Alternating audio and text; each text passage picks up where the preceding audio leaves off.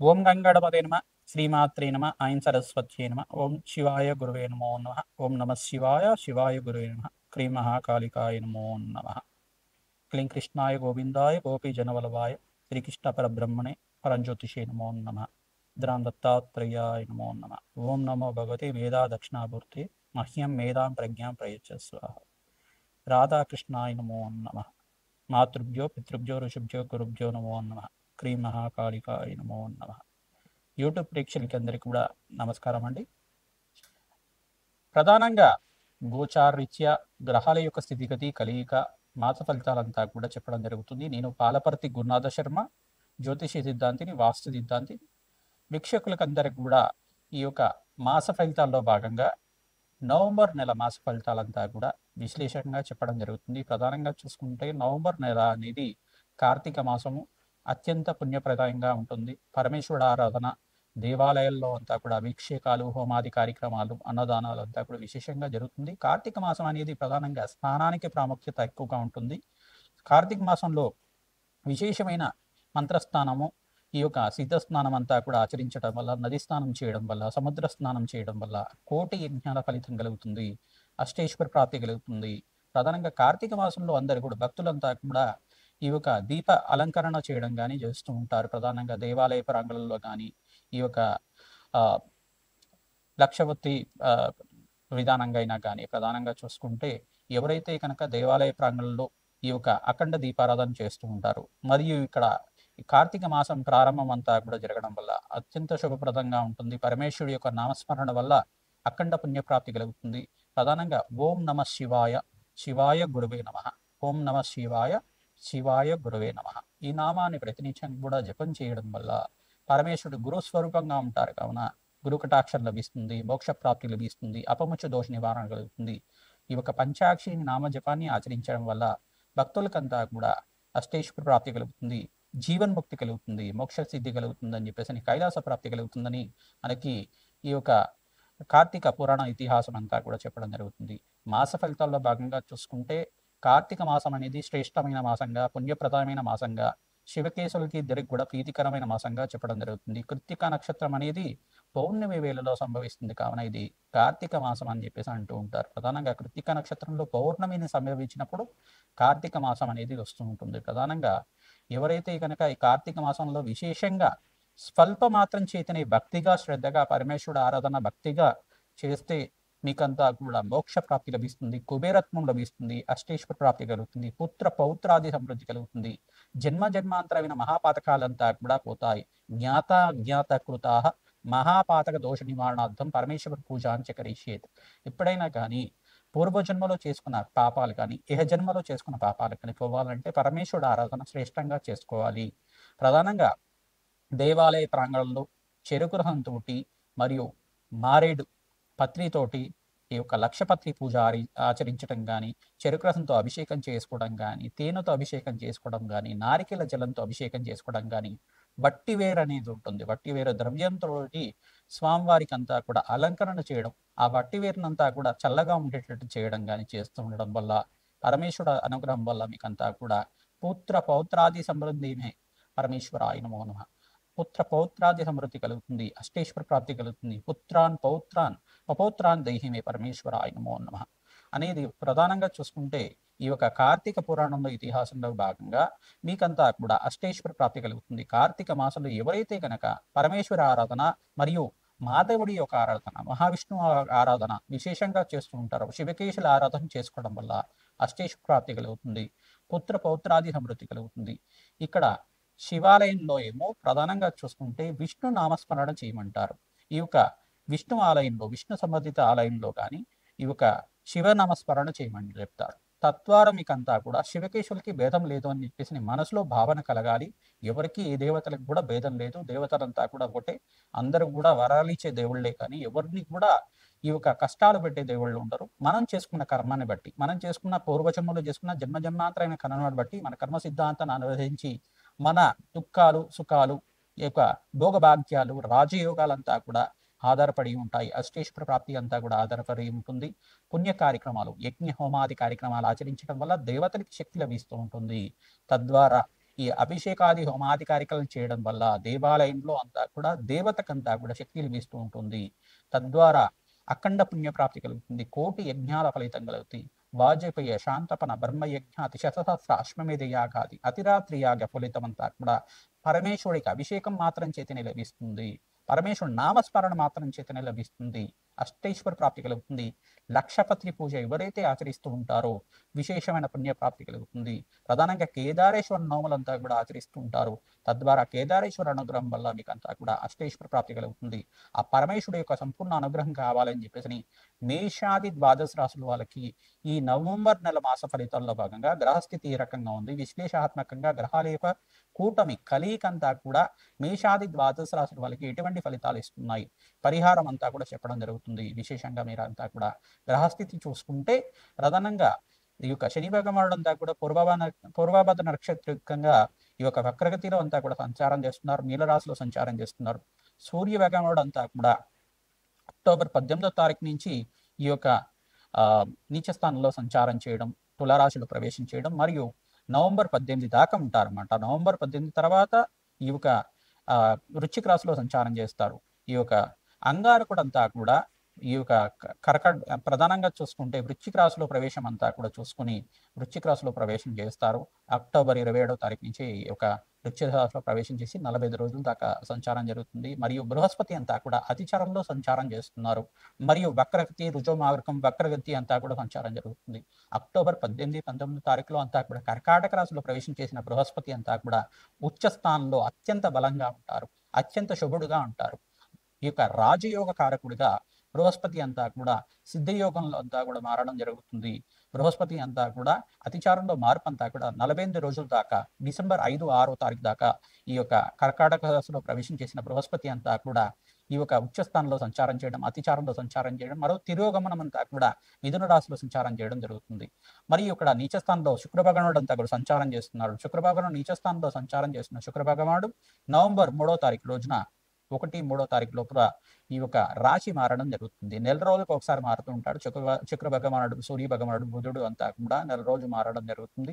ఇక్కడ శుక్ర భగవానుడు అంతా కూడా తన స్వచ్ఛేత్రమైన తులారాశి ప్రవేశం చేస్తారు. బుధ శుక్రుడు కలయిక జరుగుతుంది. మరియు బుధ భగవానుడు అంతా కూడా ఈ యొక్క నవంబర్ మాసాంతంలో అంతా కూడా మారడం జరుగుతుంది. ఈ యొక్క చతుర్గ్రహ కూటమి అంతా కూడా జరుగుతూ ఉంటుంది. ఇక్కడ ప్రధానంగా చూసుకుంటే కార్తీక మాసంలో పరమేశ్వరుడు ఆరాధన, శివకేశుల ఆరాధన విశేషంగా చేసుకోవడం, మరియు ఇక్కడ నవంబర్ 20 తర్వాత మాసాంతంలో ప్రధానంగా మార్గశీర్ష మాసం అంతా కూడా గురు దత్తాత్రేయ స్వామి వారికి ప్రీతికరమైన మాసము, తేజోవంతమైన మాసం. మార్గశీర్ష మాసంలో ఎవరైతే కనుక దత్తాత్రేయ ఆరాధన చేస్తూ ఉంటారో దత్తాత్రేయాయ స్మరణ మాత్రమే సంతుష్టాయ నమః ఇటువంటి నామాన్ని జపాన్ని ఆచరించుకోవడం, దత్తాత్రేయాయ దిగంబరాయ దత్తాత్రేయాయ నమో నమః, అత్రిపుత్రాయ అనసూయ సుతయే నమో నమః. ప్రధానంగా అనగాపతి అయిన ఈ యొక్క అనగాస్వామి అయిన దత్తాత్రేయ స్వామిని ఆరాధన చేసుకోవడం మాత్రం చేతనే దత్తాత్రేయాయ గురు శరణం మమ్మ అనే నామాన్ని చేసుకోవడం వల్ల దత్తాత్రేయాయ గురు శరణం మమ అనే నామాన్ని ప్రతినిత్యం కూడా జపాన్ని ఆచరించుకోవడం వల్ల దత్తాత్రేయుడు స్మరించడం మాత్రం చేతనే భగవంతుడంతా కూడా భక్తవచలుడు స్మరించడం మాత్రం చేతనే భోగభాగ్యాది సమృద్ధి, అష్టైశ్వరాప్తి, మోక్షసిద్ధి లభించే విధంగా అనుగ్రహిస్తాడు. అత్యంత పుణ్యప్రదమైన దేవతగా చెప్పడం జరుగుతుంది. దత్తాత్రేయుడు నామస్మరణ చేయడం వల్ల కోటి యజ్ఞాల ఫలితం కలుగుతుంది. సర్వే పితృణాం శాశ్వత పరబ్రహ్మక శ్రీనివాసిత్యం దత్తాత్రేయ నామస్మరణ చేయడం చేతనే 27 తరాల దాకా పితృదేవతలంతా కూడా శాశ్వతంగా దత్తాత్రేయ లోకంలో, బ్రహ్మలోకంలో, పరబ్రహ్మలోకంలో స్థిర నివాసంగా ఉంటారు. మోక్ష సిద్ధికి లభిస్తుంది, అష్టేశ్వర ప్రాప్తి కలుగుతుంది. ఈ యొక్క విశేషాలంతా కూడా ఈ మాస ఫలితాల్లో భాగంగా చెప్పడం జరుగుతుంది. పరిహారం కూడా చెప్తాం. మీరంతా కూడా పరిహారం ఆచరించండి. మీకు జన్మజాతకమే ప్రధానమైన జాతకంగా ఉంటుంది. మీ జన్మజాతకంలో ఎటువంటి దోషాలు ఉన్నాయి, పరిహారం అంతా కూడా యజ్ఞ హోమాది కార్యక్రమాలు, పరమేశ్వరుడు అభిషేక హోమాది కార్యక్రమాలు, లక్షపత్రి పూజా విధానం అంతా కూడా మా పీఠం ద్వారా చేయడం జరుగుతుంది. ప్రధానంగా మీకు జన్మజాతకాన్ని మీరు విశ్లేషణ చేయించుకొని మీరంతా కూడా పరిష్కారం చేసుకోవడం వల్ల అష్టైశ్వర ప్రాప్తి కలుగుతుంది. ప్రతి పౌర్ణమికి అమావాస్యకంతా కూడా విశేష హోమాది కార్యక్రమాలు ఆచరిస్తూ ఉంటాం. రాజశ్యామల యజ్ఞాధికరతలు, పరమేశ్వరుడు రుద్రమంత్రాలతోటి ఈ యొక్క అఘోర పాశ్వత హోమాది కార్యక్రమాలు కానీ, ఈ యొక్క మరియు వారాహిదేవి హోమాది కార్యక్రమాలు కానీ, లక్ష్మీ కుబేర శాంతి హోమాది కార్యక్రమాలు కానీ, ప్రత్యంగరాదేవి హోమాది కార్యక్రమాలు కానీ, విశేషమైన హోమాలంతా కూడా ఆచరించి జన్మజాతకంలో ఉండే గ్రహదోషాలకి నివారణ చేయడం జరుగుతుంది. ఆర్థిక సమస్యలు కానీ, మీకు ఇక కుటుంబ సమస్యలు కానీ, వివాహ యోగం కోసమైనా కానీ ఎటువంటి ప్రశ్నలకంతా కూడా పరిష్కారం చెప్పడం జరుగుతుంది.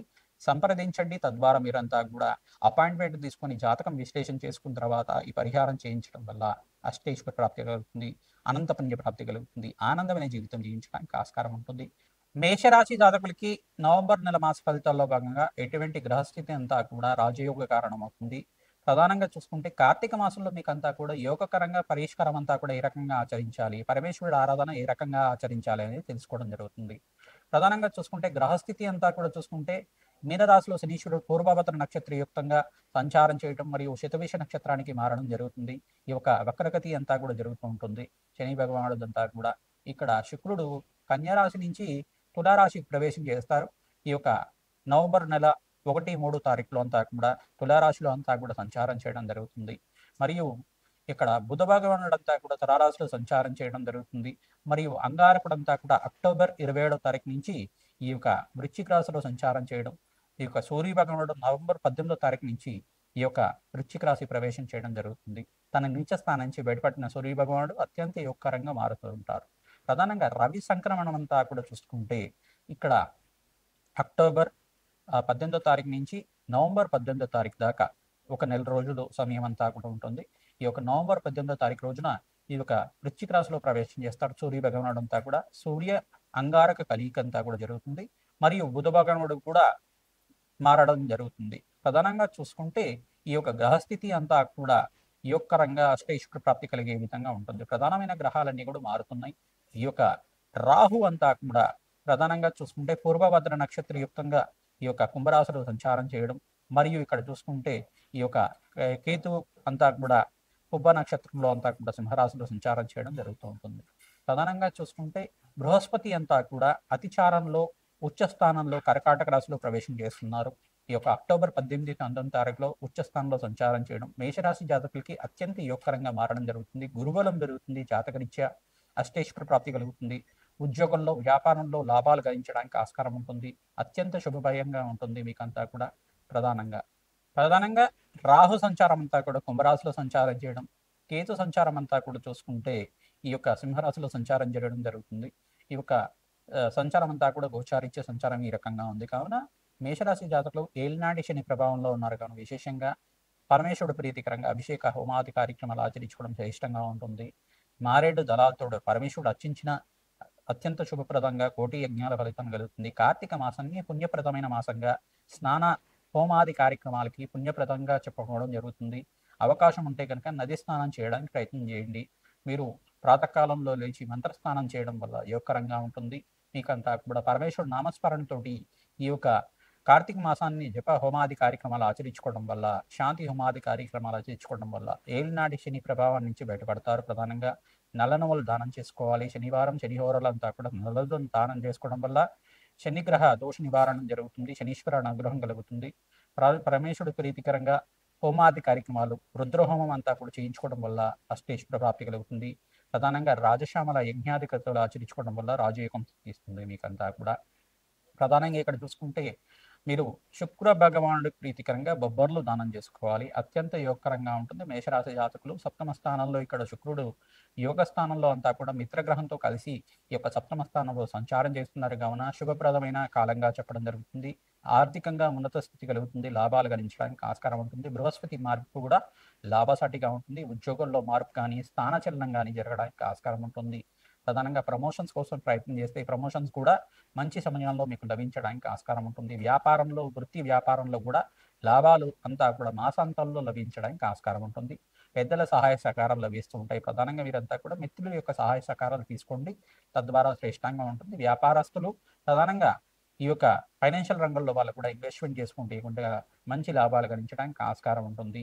శ్రమతో కూడిన సంపాదన ఉంటుంది. ఎంత శ్రమ పడితే అంత సంపాదన ఉంటుంది. కావున పరమేశ్వరుడు ప్రీతికరంగా అభిషేకాది కార్యక్రమాలంతా కూడా ఆచరించండి. గంగాజలంతో, నారికేల జలంతో, ద్రాక్ష రసంతో మరియు చెరుకు రసంతో అభిషేక హోమాది కార్యక్రమాలు ఆచరించండి. తద్వారా మీకంతా కూడా అత్యంత శుభ ఫలితంగా రావడానికి జరుగుతుంది. ప్రధానంగా మీకంతా కూడా చూసుకుంటే పరమేశ్వరుడు ప్రీతికరంగా మల్లెపూలతోటి అర్చన విధానం చేయడం వల్ల అత్యంత శుభప్రదంగా ఉంటుంది. ప్రధానంగా చూసుకుంటే నవగ్రహాలకి ఆరాధన చేయాలి. అన్నాభిషేకం చేయించుకోవడం వల్ల అప్పుల బాధల నుంచి రుణ బాధల నుంచి బయటపడతారు. కళ్యాణ యోగం సిద్ధిస్తుంది. బృహస్పతి మార్పు వల్ల శుభ కార్యక్రమాలు, వివాహాది శుభ కార్యక్రమాలు, గృహప్రవేశ యోగంలో గాని పాల్గొనడం గాని జరుగుతుంది. బంధుమిత్రులతోటి ఆహ్లాదకరంగా, ఆనందంగా జీవించడానికి ఈ యొక్క మాసం అంతా కూడా శ్రేష్టంగా ఉంటుంది. శ్రీమాత్రే నమః. మేషాది ద్వాదశ రాశుల వాళ్ళు కార్తీక మాసంలో విశేషంగా పరమేశ్వరుడి ప్రీతి కనుక కార్తీక పురాణాన్ని పట్టం చేసుకుంటూ ఉండాలి. శివ పురాణం గాని, మరియు ఈ యొక్క అమ్మవారికి ప్రీతికరంగా మీరంతా కూడా దేవీ భాగవతాన్ని పారాయణం చేయడం గాని, కార్తీక మాసంలో భగవంతుడి యొక్క సేవలో అంతా కూడా భక్తి శ్రద్ధగా పూజ చేసుకోవడం గాని, కార్తీక మాసంలో కార్తీక పురాణాన్ని పఠనం చేసుకోవడం వల్ల, శివ పురాణాన్ని పఠనం చేసుకోవడం వల్ల కానీ, దేవి భాగవతాన్ని పారాయణం చేయడం వల్ల రాజయోగం తీస్తుంది. ఇక్కడ గ్రహస్థితి ఏ రకంగా ఉన్నప్పటికీ కూడా గోచారరీత్యా గ్రహస్థితి అనేది జన్మ జాతకంలో గ్రహస్థితి అనేది వేరుగా ఉంటుంది. జన్మ జాతకమే ప్రధానమైన జాతకంగా ఉంటుంది. మేషాది ద్వాదశ రాశుల వాళ్ళు వీక్షకులకు అంతా కూడా చెప్పేది ఏంటంటే, ప్రధానంగా మీ జన్మ జాతకాన్ని మీరు పరిశీలన చేసుకొని విశ్లేషణంగా మీరంతా కూడా పరిష్కారం అంతా కూడా చూసుకోవడం వల్ల, జన్మ జాతకానికి దోషాలకి అంతా కూడా పరిష్కారం చేయించుకోవడం వల్ల రాజయోగ కారణమవుతుంది. కార్తీక మాసం పుణ్యప్రదమైన మాసం. శివకేశవులకి అమ్మవారికి అంతా కూడా చాలా ప్రీతికరమైన మాసం కావున విశేషంగా అమ్మవారికి ప్రీతికరంగా మీరంతా కూడా ఈ యొక్క జపహోమాది కార్యక్రమాలు కానీ, పరమేశ్వరుడు ప్రీతికరంగా మహావిష్ణువుకి శివకేశవులకు ప్రీతికరంగా పుణ్య కార్యక్రమాలు ఆచరించుకోవడం, అన్నదానం చేయడం వల్ల శ్రేష్టమైన జీవితం జీవించడానికి, పుణ్యయోగం సిద్ధించడానికి, ఆర్థికమైన కష్టాల నుంచి బయటపడడానికి, రుణబాధల నుంచి బయటపడడానికి కానీ, మీకంతా కూడా వ్యాపారంలో మార్పులు కలగడానికి కానీ, బృహస్పతి మార్పు వల్ల రాజయోగం సిద్ధిస్తుంది. 48 రోజుల దాకా ఈ యొక్క బృహస్పతి మార్పు అంతా కూడా రాజయోగ కారణమవుతుంది.